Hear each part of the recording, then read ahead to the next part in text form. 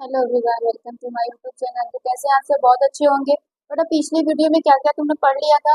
पिछली वीडियो में चेंज पढ़ लिया था, मतलब कि जो हमारे मैटर होते थे वो चेंज हो सकते हैं कि नहीं किसी अदर स्टेट में, तो हो सकते हैं।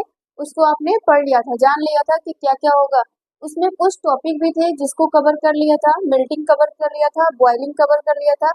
अब इसके बाद हम नेक्स्ट पढ़ेंगे कि और क्या क्या हो सकते हैं। उसको पॉइंट वाइज क्या करेंगे, हम लोग नोट करेंगे। तो मैंने कुछ कहा था कि एनसीईआरटी के प्रॉब्लम को सॉल्व करते चला। एनसीईआरटी के प्रॉब्लम को सॉल्व किया था।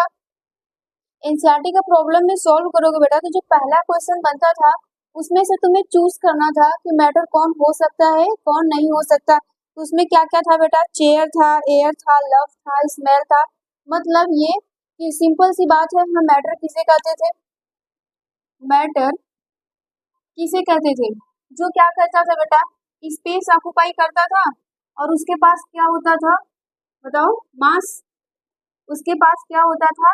मास होता था। मास का मतलब उसके पास उसका वेट होगा, वही उसका क्या कहलाता था? मैटर कहलाता था। स्पेस ऑक्युपाई जहाँ पे रह रहा है वो, इसमें से तुम कर सकते हो। और जितने भी इमोशंस होंगे वो कभी भी मैटर नहीं होंगे। लव हो गया, एंग्री हो गया, क्राइम हो गया, ठीक है, बिहेवियर हो गया, ये सारे मैटर नहीं हो सकते। ये मैंने पहले ही समझा दिया था क्यों नहीं हो सकता। फिर अगर नेक्स्ट क्वेश्चन देखोगे, तुम आ जाओ फोर्थ पे। क्वेश्चन नंबर फोर्थ पे आओगे, तो फोर्थ पे बेटा क्या है तुम्हारे? जो मैटर के पार्टिकल्स है ना, जो मैटर के पार्टिकल्स थे उनके कैरेक्टरिस्टिक को पढ़ना था। इसमें कितने कैरेक्टर थे? फोर था। कौन कौन था बेटा? उनके बीच क्या पता, जो मैटर के जो पार्टिकल थे वो बहुत टीनी पार्टिकल से मिलके बने थे। फिर उसके बाद क्या था? उसके पास उनके बीच स्पेस बिटवीन देम, उनके बीच स्पेस पाया जाता है। फिर नेक्स्ट क्या था बेटा? उनके बीच फोर्स ऑफ अट्रैक्शन ज्यादा लगता है। उसमें भी कौन कौन फोर्स होते थे? एक कोहेसिव होता था, एक एडेसिव फोर्स होता था। कोहेसिव फोर्स लगता था बेटा जब पार्टिकल बहुत क्लोज क्लोज हो, स्ट्रांगली होते हैं, तब कोहेसिव होता है। एडेसिव थोड़ा सा कम लगता है। फिर उसके बाद क्या था? फोर्थ वाले में क्या था बेटा? पार्टिकल के जो मैटर का जो पार्टिकल था उनके भी, उनके जो पार्टिकल है वो कॉन्टिन्यूसली क्या करते थे? मूव करते थे। उनके अंदर मूवमेंट होता था। क्यों? क्योंकि उनके अंदर काइनेटिक एनर्जी पाया जाता है। तुम्हारी एनसीईआरटी भी सॉल्व करते चलना। एनसीईआरटी सॉल्व नहीं करोगे बेटा तो क्या करोगे? तुम जो भी पढ़े हो कोई मतलब नहीं रहेगा। तुम एनसीईआरटी को सॉल्व करोगे तो खुद को चेक भी कर सकते हो कि हमसे सॉल्व हो पा रहा है कि नहीं बन पा रहा है। अगर नहीं आएगा तो कमेंट में जरूर बता देना, ठीक है। चलो हेडिंग बनाना, फ्रीजिंग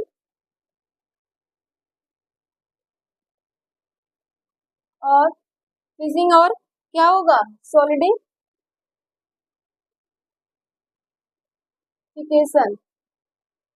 फ्रीजिंग और सॉलिडिफिकेशन। बेटा ये फ्रीजिंग और सॉलिडिफिकेशन क्या होते हैं बताना।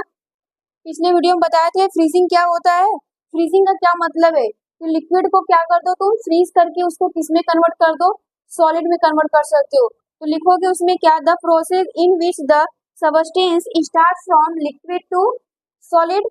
The process in which start from the, इसमें क्या होगा? लिक्विड से किस में जाएगा? सॉलिड, सॉरी, लिक्विड से किस में जाएगा? सॉलिड में जाएगा। इतनी बातें क्लियर हो गई थी। फ्रीजिंग क्या कहलाता था बेटा? फ्रीजिंग जो हमारा लिक्विड होता है उसको क्या करते हैं हम लोग? फ्रीज करते हैं। तो वही हमारा क्या कहलाता है? फ्रीजिंग कहलाता है। तो उसको सेंटेंस में कैसे लिखोगे?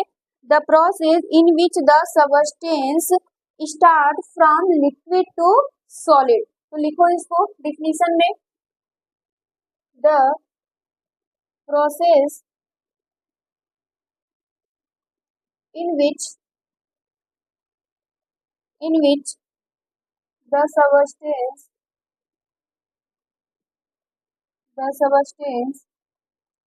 start from liquid to solid, यही होता है। यस। अब एग्जांपल बताओ बेटा। एग्जांपल बता सकते हो कि इसमें एग्जांपल क्या होगा? हाँ, एग्जांपल आप बता सकते हो। एग्जांपल में क्या होगा? Formation of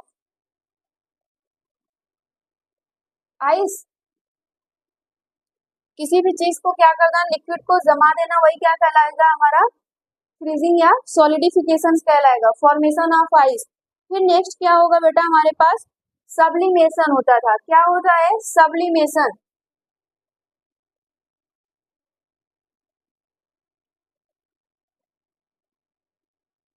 sublimation. सब्लिमेशन क्या है? जल्दी बताओ, सब्लिमेशन क्या होता है?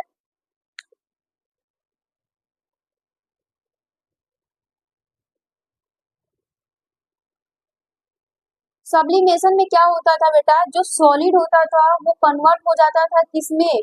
गैस में कन्वर्ट होता था डायरेक्ट, वो लिक्विड में नहीं जाता था, वो डायरेक्ट किसमें कन्वर्ट हो जाता था? गैस में कन्वर्ट हो जाता था। तो the process in which substance from solid to gas, लिखिएगा। The process in which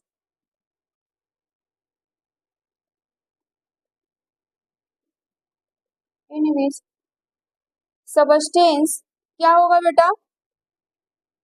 start from solid to gas, यही क्या कहलाएगा तुम्हारा? Sublimation. Gas is called sublimation. यहाँ पे भी लिख लेना बेटा, इज कॉल्ड फ्रीजिंग। और क्या रहेगा? सॉलिडिफिकेशन। सॉलिडिफिकेशन। एग्जाम्पल क्या क्या हो सकता था? एग्जाम्पल सब लोग जानते हो, सब्लिमेशन का मोस्ट इम्पोर्टेंट एग्जाम्पल क्या होता है? कैम्फर। कैम्फर हम लोग जानते हैं, मतलब कपूर। कपूर क्या रहता है बेटा? सॉलिड रहता है। और वो क्या होता है? कपूर ऐसे ही ना छोटा छोटा सॉलिड होता है, वो किसमें कन्वर्ट हो जाता है? ऐसे गैस में कन्वर्ट होकर उड़ जाता था।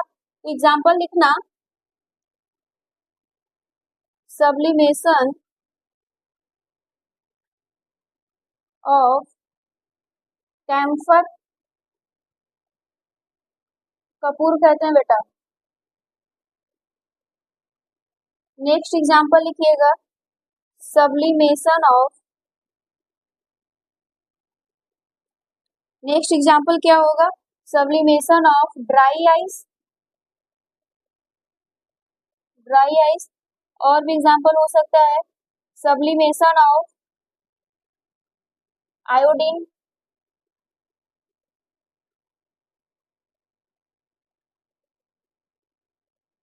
Sublimation of iodine. नमक को करना, तो नमक में क्या होता है बेटा? NaCl, उसमें भी क्या रहता है? आयोडीन। आयोडीन क्या कहलाता है? सब्लिमेशन करता है। तो यहाँ तक चीजें क्लियर हो गई है, तो नोट करो।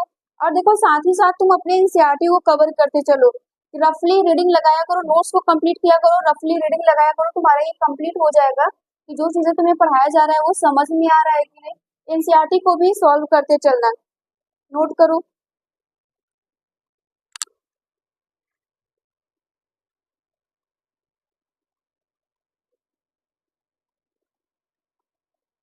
ये पूछा गया है, जैसे होता है comment on following, comment upon the following. देखना क्वेश्चन नंबर सेकंड का सेकंड होगा, मतलब सेकंड जो क्वेश्चन होगा उसका भी सेकंड होगा, उसमें कमेंट करना है। कमेंट में क्या था? रिजिडिटी।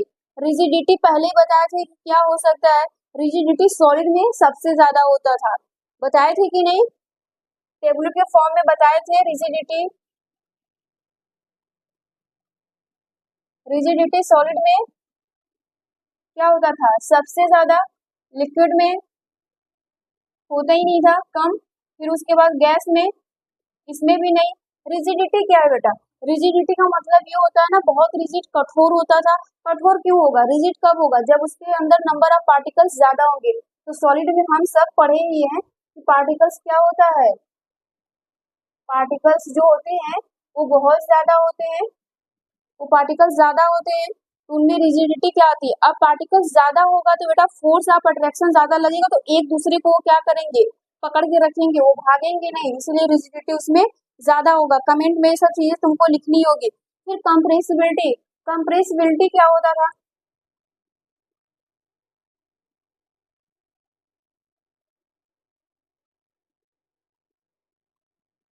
कंप्रेसिबिलिटी जो होती थी इसमें क्या होता था, नहीं होता था इसमें भी, बताओ यस या नो।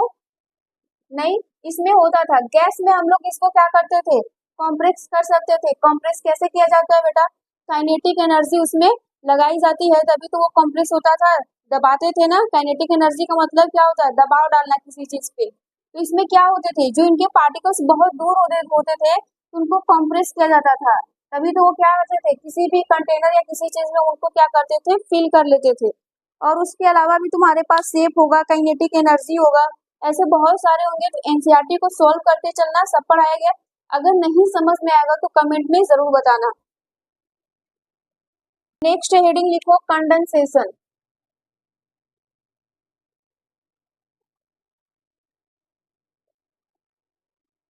कंडेंसेशन क्या होता है बेटा, कंडेंसेशन जानते हो ना, वाटर साइकिल। अगर सब लोग पढ़े हो क्लास 7-6 में, वाटर साइकिल होता है। अगर वाटर साइकिल सब पढ़े हो तो उसमें आता है कंडेंसेशन।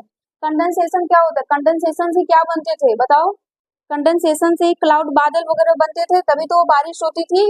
और वो कैसा है, कंडेंसेशन कूलिंग प्रोसेस है। कैसा है, कूलिंग प्रोसेस। देखो फ्रीजिंग भी कूलिंग है, कंडेंसेशन भी कूलिंग है। इसके पहले जो बॉइलिंग पड़ा, जो मेल्टिंग पड़ा, वो सब क्या है, वार्मिंग प्रोसेस है। क्या है, वार्मिंग प्रोसेस। तो लिखना the process, the process in which the substance change its state from, क्या होगा बताओ जल्दी से, state from gas to liquid, यही होता है ना, gas to liquid is called condensation,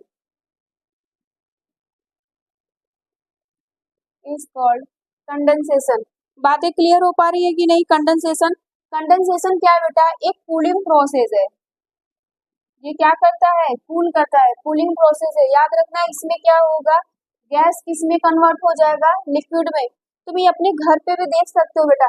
जैसे हम किसी भी बर्तन में क्या करते हैं, पानी को गर्म करते हैं, बर्नर पे चढ़ाते हैं, मतलब जो गैस होता है उसमें बर्नर जो लगा रहता है, उस पे जैसे ही हम उसको रखते हैं, जब गर्म करते हैं, तो देखोगे कि अगर तुम किसी भी, क्या करो, किसी भी प्लेट से उसको ढक देते थे, तो उस पे छोटे छोटे ड्रॉप के रूप में क्या आते थे, पानी बन जाते थे ठंडे होने पे। तो वही क्या कहलाता है, हमारा कंडेंसेशन। या फिर आप जनरली देखते हो, जब खाना बन जाता है, अगर हमको उसको किसी चीज से ढक देते हैं, तो जब हम उसको ओपन करते हैं, ढक्कन को हटाते हैं, तो देखोगे उस पे भी वाटर का ड्रॉपलेट बना रहता है।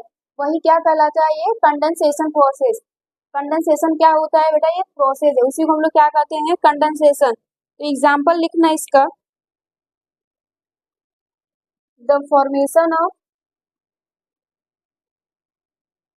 द फॉर्मेशन ऑफ, क्या होगा बताओ, water droplet, the formation of water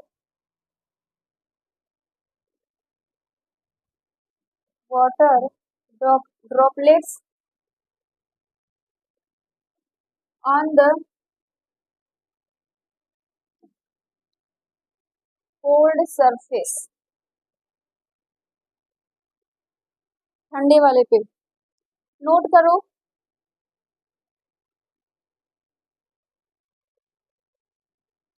अब हेडिंग बनाना डिपोजिशन।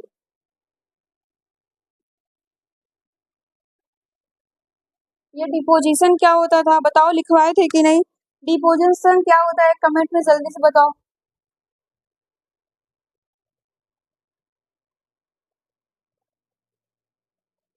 देखो डिपोजिशन भी क्या है बेटा, एक प्रोसेस है। इसमें क्या हो जाएगा, गैस किसमें चेंज हो जाता था, सॉलिड में। गैस किसमें चेंज होता था, सॉलिड में। उसी को क्या कहते थे, डिपोजिशन। तो लिखो the process in which the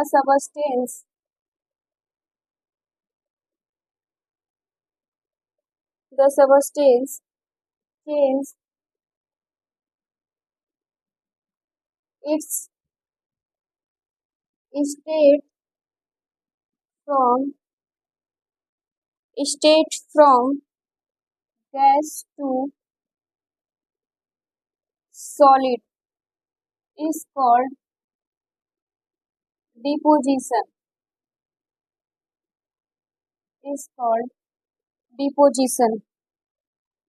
बातें समझ में आ रही है? समझ पा रहे हो ना कि क्या होगा?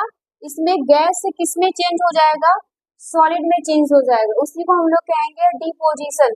एग्जाम्पल देखो, एग्जाम्पल में क्या होगा बेटा? द फॉर्मेशन ऑफ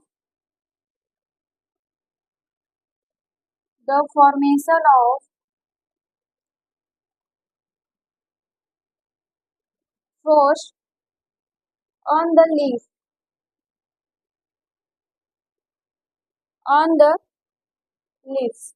समझ पा रहे हो? अब ये क्या होता है? कमेंट में जल्दी बताओ, किसको पता है फ्रोस्ट क्या होता है? एक होता है आइस, एक होता है फ्रोस्ट। बताओ। इसका मतलब होता है पाला। क्या होता है बेटा? पाला। जानते हो ना, पाला जैसे ठंडी में होता है तो जो मोस्टली गांव के लोग रहते हैं वो क्या कहते हैं बेटा, कि कहते हैं ना कि जब बहुत ज्यादा ठंडी लगती है तो बहुत पाला पड़ता है। क्या होता है मतलब इसका? जल्दी बताओ। इसका मतलब ये होता है कि जब तुम्हारा एटमॉस्फेरिक टेम्परेचर, जब क्या होगा बेटा? जब तुम्हारा एटमॉस्फेरिक जो टेम्परेचर है वो कितना चला आता है? 5 degree Celsius to 0 degree. 0 degree Celsius पे जब तुम्हारा टेम्परेचर चला आता है तो उसी को क्या कहते हैं? फॉरेस्ट। उसमें होता क्या है? उसमें ये होता है बेटा कि जो भी हमारे प्लांट्स होंगे या फिर कोई भी होगा वो आइस में बदल जाता है। वो कैसा होने लगता है? आइस में, जैसे फॉरेस्ट पाला के पड़ने की वजह से ये नेचुरली होता है। और इसको तुम लोग, जो आइस होता है, जो बर्फ होता है बेटा, आइस जो बर्फ होता है उसको हम खुद से कर लेते हैं। इसको क्या करते हैं? खुद से नहीं कर सकते। टेम्परेचर इतना लाओगे तब ये क्या हो जाएगा? जैसे इसमें होता क्या, जो भी हमारे प्लांट्स होते हैं, उनके सेल्स में क्या होने लगते हैं बेटा? पानी क्या करने लगते हैं? जमने लगते हैं। पानी क्या करने लगते हैं? जमने लगते हैं। वो आइस बनने लगते हैं। ये तुम्हारा प्लांट के अंदर भी हो सकता है, प्लांट के बाहर जनरली देखने को मिलता है। जैसे पाला जब पड़ता है देखते हो सारे प्लांट कैसे हो जाते हैं? एकदम व्हाइट व्हाइट हो जाते हैं ना। उसी को कहा गया है कि यही डिपोजिशन होता है। उसमें क्या होता है? गैस किसमें कन्वर्ट होने लगते हैं?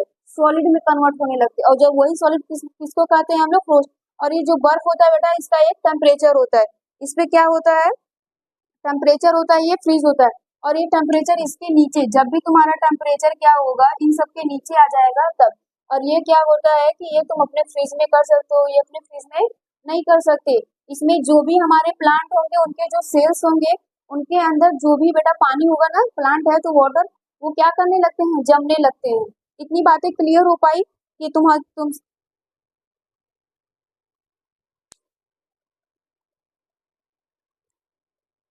यहाँ तक चीजें क्लियर हो गई कि देखो तुम्हारे ये सारे सारे पॉइंट जो एग्जाम में पूछे जाते हैं उस पॉइंट को भी लिखवा दिया, एग्जाम्पल भी समझा दिया। एग्जाम्पल में क्या क्या हो सकता है, ये एग्जाम्पल तुमको समझ में आ गया, अच्छे से क्लियर हो गया। अब देखो नहीं समझ में आएगा तो जो ठंडी आएगी ना उसमें तुम देख लेना, अगर भयंकर क्या होगी, ठंड पड़ेगी, तो जब पाला पड़ता है तो उसमें क्या होने लगते हैं बेटा? सब एकदम आइस बनने लगते हैं। जो भी तुम्हारे पास जमीन पे जो भी चीजें रहेंगी वो भी क्या होने लगेगी? बर्फ बनने लगेंगी, व्हाइट व्हाइट सब बर्फ होने लगेगा। जो प्लांट होंगे, प्लांट से वो सारी भी चीजें क्या होंगी? उनके अंदर जो वाटर होगा या फिर उनके लीफ पर जो वाटर ड्रॉपलेट होंगे वो सब पे एकदम क्या बन जाएगा? व्हाइट व्हाइट पूरा बन जाएगा। समझ पा रहे हो ना? ये सारी चीजें कहाँ पे देखने को, जहाँ पे कोल्ड कंट्रीज जहाँ होती है वहां पे ज्यादा देखने को मिल सकता है। चीजें क्लियर हो पा रही है? बेटा हम लोग क्या पढ़ेंगे? Effect of temperature. इसके बाद जो हम लोग पढ़ेंगे वो हमारा नेक्स्ट टॉपिक होगा effect of temperature. Effect of temperature में क्या होता है कि टेम्परेचर का क्या इफेक्ट पड़ता है मैटर्स के पार्टिकल्स पे।